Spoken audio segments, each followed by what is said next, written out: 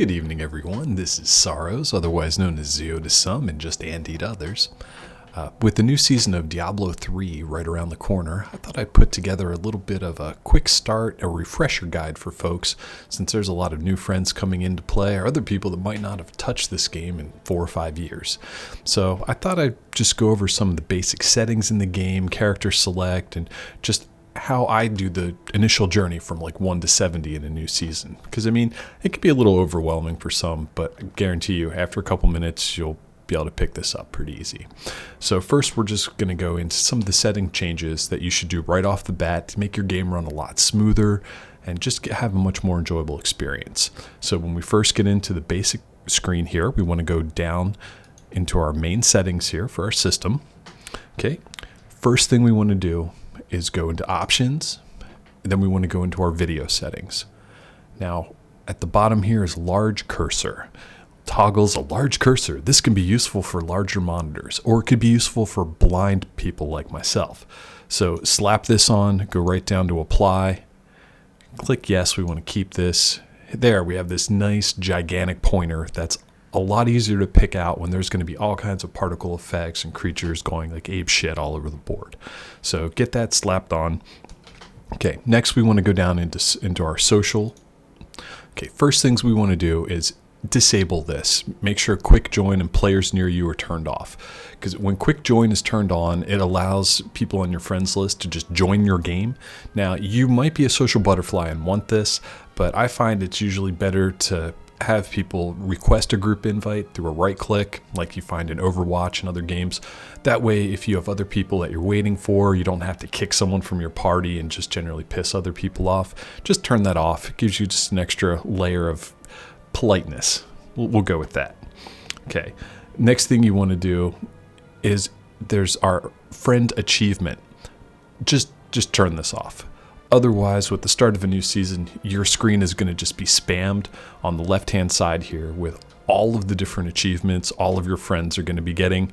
I mean, it'd be nice to turn it on maybe in a couple days after the season starts when it starts to wind down with the amount of spam, but I just get rid of that. And also make sure to turn off clan members come online. If you're in a big guild and there's people logging on and off all day, your whole chat box gets spammed with that. So we just turn those off. Okay, next we'll go down into chat.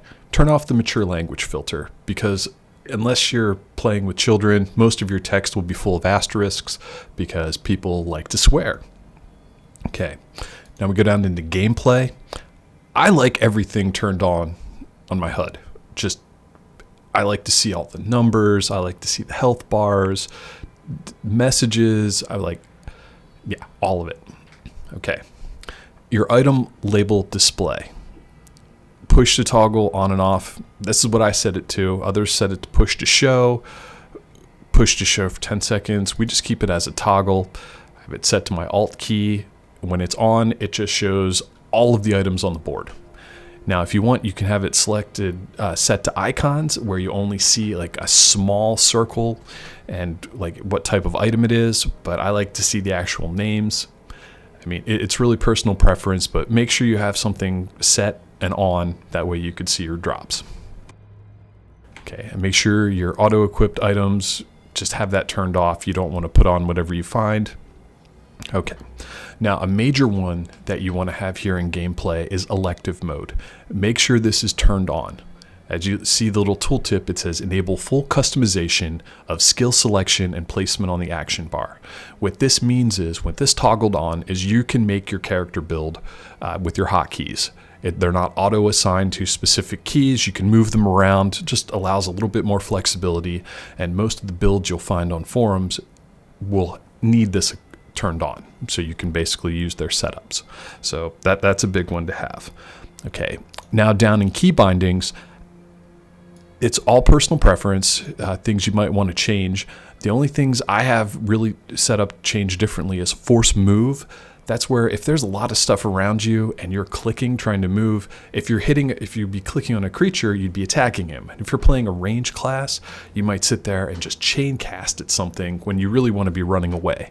So what I did was I set this up to my mouse wheel up and down. That way I can just flick my pointer to a different side of the screen and scroll my mouse wheel, and my guy just starts running. It's nice little tactic I read on a forum years ago, and once I made the change, I found it's pretty much a lifesaver. Okay.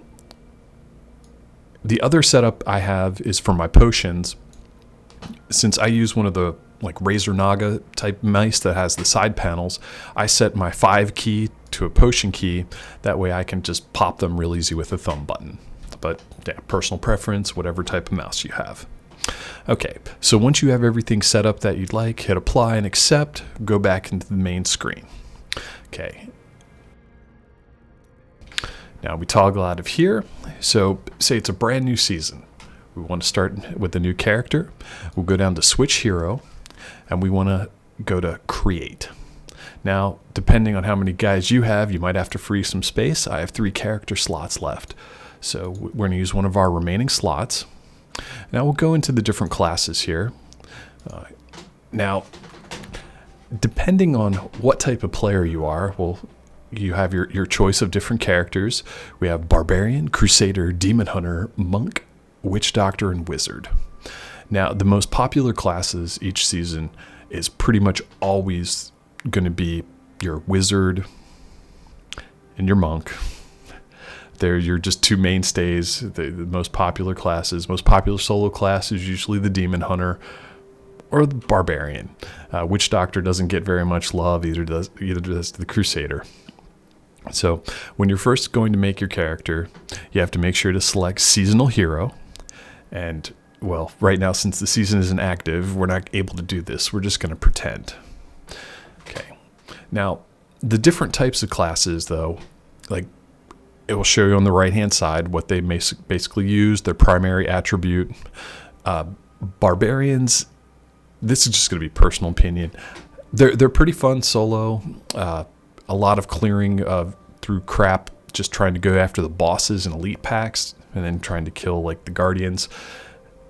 They can be pretty fun. Whirlwind build was very popular for years, and you have all your Leapquake builds. Those are pretty good.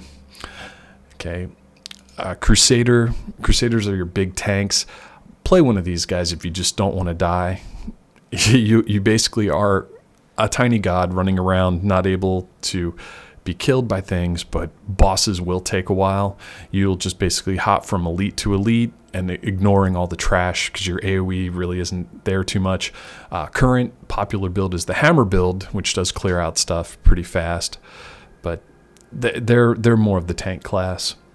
Your Demon Hunter, you pick the Demon Hunter when you basically just want to die all the time.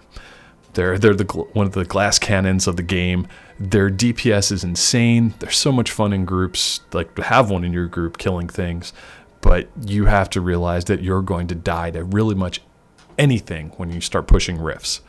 So they're great for a farm class, but I don't like playing them in group because I get embarrassed when I keep getting knocked off. All right, now we come to the other big tank, the Monk. You know, there's something about this guy.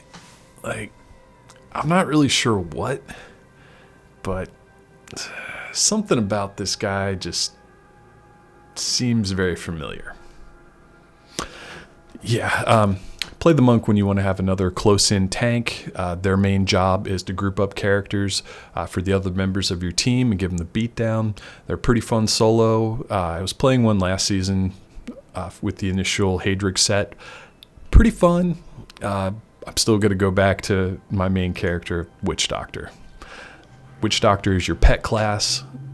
You'll have a whole bunch of little minions running around, and you'll be throwing voodoo spells and debuffs. They're more of a support class in groups. One of my main jobs is doing debuffing and then having the pets give a beatdown. They're pretty fun. A little bit more tankier than the other caster classes, such as obviously more than a Demon Hunter. Okay, then we go down to our Wizard. Wizard's one of the most popular classes in the game. They're a good farm class. They're also fairly tanky too. A lot of their builds have a lot of survival built into them. They're quite popular with folks. Personally, not my cup of tea. I always find myself going back to the Witch Doctor. So We're just going to go over like the basic setup though, once you decide what you want to be. Of course, we're going to pick our witch doctor. You have to give him a happy name. So we're going to go with End of Sorrows, like the Twitch stream. So we'll pretend the season's active and we're selecting our seasonal hero. So create this guy. Okay, now we want to make sure our settings, we want to set it to the proper type of game. So with a brand new seasonal character, you want to go to adventure mode right off the bat. We're not even going to touch the campaign. Once we have adventure unlocked, I mean, that's where we want to go for our leveling and farming. Okay, in our difficulty settings, even though it's a brand new character with absolutely nothing, go right to hard. Switch to hard mode, gives you 75% extra bonus gold, 75% extra XP. Now, obviously, the creatures are a little bit harder, but it's okay. If you play smart, it'll be a good thing. Now, I'm going to keep this on a private game just to go over the basic settings here. So we're going to start this right up, make sure it's adventure, set on hard. Poor little guy starts out naked. We're going to have to remedy that pretty quick. Okay, so it started us off in the town of Tristram. Okay, it shows I have Paragon points, but we're going to ignore these because if with a seasonal character, we won't have access to any Paragon right off the bat. So the first thing we want to do, brand new character, is we want to get our pet out. So on the bottom right-hand corner, we want to go into our collection, or we can hit the F as a hotkey. On the left-hand side for collection, we want to go into pets.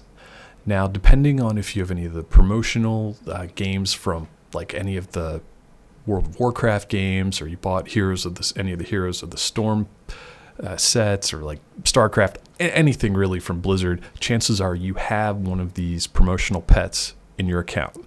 If not, you'll be able to get some during the season, but it gives you such a nice boost. What they do, once you have a pet equipped and running around, it will collect gold for you on the ground, which is just a godsend. So our standard pet we usually go with here is Overseer Lady Josephine, because having a stuffed bear with a demon in it, like, you could not keep me in this teddy bear forever. This isn't even my final form. Yeah, it's just awesome. So we're going to equip this guy. Look at this. Now we have a teddy bear following us around. But any little piles of gold in the ground, this little bastard will go scoop them up for us. Okay, the next thing we want to do is we want to go grab our follower. Now, there's 3 different followers available that you unlock at different points of the campaign, but in adventure mode, you can get them all from level 1. So there's the Templar, which is your close combat mercenary, basically like the Diablo 2 guy. Scoundrel is your rogue, going to be using a bow, attacking from distance, and your Enchantress is your mage, more crowd control, and another range character. Personally, I always go with the Templar. I like having an additional guy that's able to taunt and tank, and also toss out heals. So we're going to hire him. Then he's going to be up on the left-hand corner then, right by our normal character. Okay. F brings up the follower menu, so you can see everything he has. Well, amazingly, he has weapons right off the bat. Somehow his spear is an 8.4 DPS, and my dagger is only 3.0. There is no way. So I'm going to steal his spear and give me a nice big boost, allowing me to kill the hard mode creatures a lot easier. Now, depending on what you take, like if you're playing a demon hunter, you can always go down to the Scoundrel here and look at his inventory and skills. Hey, there's a short bow there. Guarantee you it's a better DPS than what you start with. Steal him. Or if you're the Enchantress, I mean, she has a 7.5 DPS dagger. I mean, take whatever weapon you need to get going. So we're going to actually take the dagger off her, and we'll see if our Templar might want to use that. Hey, he can. Good for him. He has a weapon too. Now, leveling up on the new season, you have some different options. The standard path that I go is I use the actual bounty board. So I hit M to bring up my menu, or my map here. Anything with an exclamation point is where the bounties are. But it doesn't matter. You can actually go wherever you want because all of the waypoints are unlocked. So my standard go-to with a new seasonal character is I go right down to Halls of Agony right here, level 3 where the Butcher is. We're not going after the Butcher. We're here for all the skeletons. So putting us here in this basic starting place is going to be a high density, lots of really easy to kill creatures. That's just going to make our XP fly. So we just go find a nice pack of stuff and start tearing through it.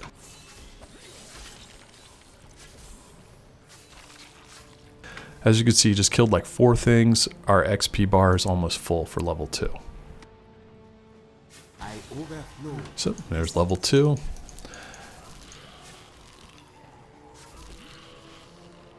Now you just want to work your way through the whole board, trying to clear out these packs of skeletons. I mean, you can go mess with the Butcher if you want. Usually I leave him alone till I have a few levels under my belt and actually some other skills to be able to kill him. As you are leveling up, skills will be auto added to your UI, so you have some additional abilities. Anytime you do want to change your skill layout, well, make sure you're not in combat. You can just pop S, open up your menu. You can see here, this is your left click, this is your right click. You can change these spells to whatever you have available at these early levels. They'll be lit up once you've attained the proper rank.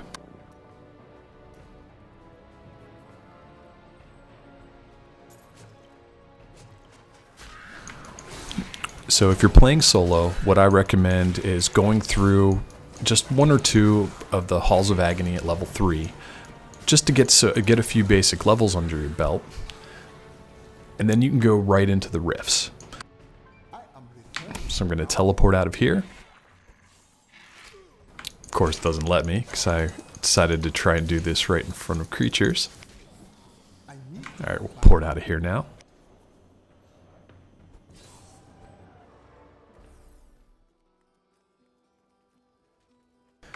Okay. So we want to run basic rifts as like our main way of leveling up here. So we go right into a Nephilim rift.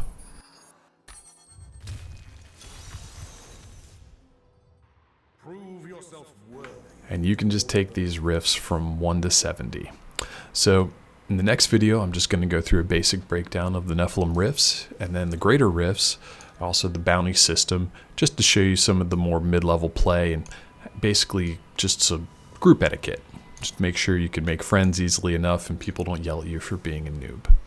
So thank you very much for watching. If you have any questions, comments, or just general criticisms and bastardry, feel free to comment below or contact me directly. And if you'd like to see any of my fun streams, I stream at Twitch at End of Sorrows. So thank you very much and have a great day.